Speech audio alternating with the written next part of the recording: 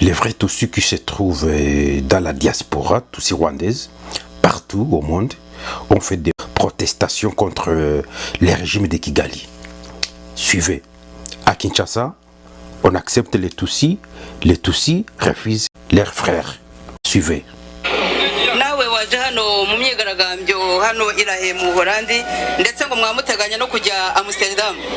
Vous êtes venu ici à La Haye et Pays-Bas dans les manifestations et protestations contre Paul Kagame organisées ici. Vous avez aussi le plan d'aller manifester à Amsterdam.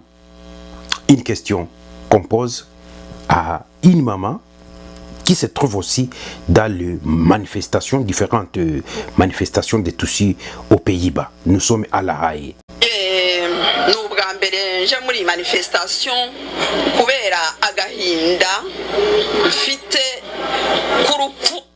C'est toute ma première fois de participer dans ce genre de manifestation à cause de la colère que nous avons, la colère de la mort de mes proches.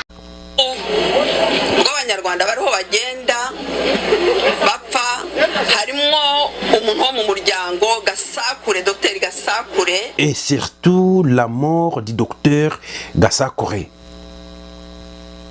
tué par Paul Kagame à Kigali, assassiné. C'est la raison pour laquelle nous sommes en train de manifester. Les Rwandais meurent comme des mouches. Les Rwandais meurent comme des mouches. Ici, c'est une maman Tutsi, sœur de Paul Kagame. Quand je dis sœur, ils sont tous des Tutsis.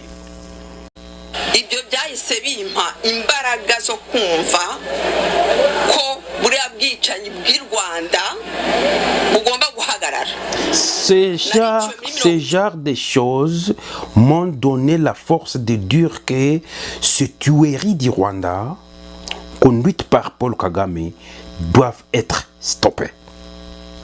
Et quand vous voyez les banderoles, la photo de Paul Kagame, on écrit « War criminal ». C'est en anglais, hein? « War criminal », criminel de guerre, Paul Kagame. Nous sommes à La Haye, Pays-Bas, en Europe. Suivez. On a tué toute ma famille en 1994. Je suis resté seul. Nous étions au nombre de 6 enfants dans notre famille.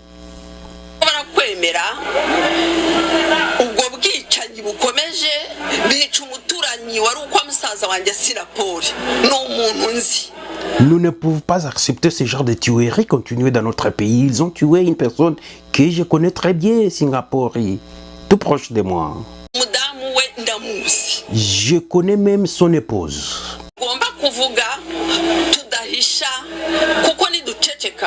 Nous devrons parler sans cacher.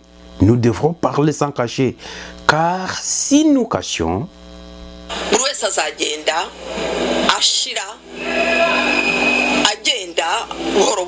tout le monde mourra en silence. Si on cache ce qui se passe dans notre pays, tout le monde mourra en silence. Kagame va nous exterminer. En silence, silencieusement.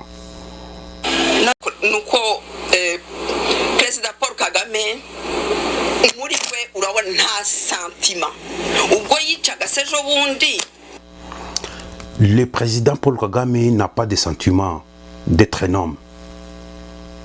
Ce monsieur, c'est un tueur, criminel. Ce n'est pas moi qui l'ai dit, c'est une femme Tutsi rwandaise qui se manifeste, qui est parmi les manifestants. Nous sommes à La Haye. Les Tutsis sont en train de parler. Qu'est-ce qui se passe? Je vais aussi vous donner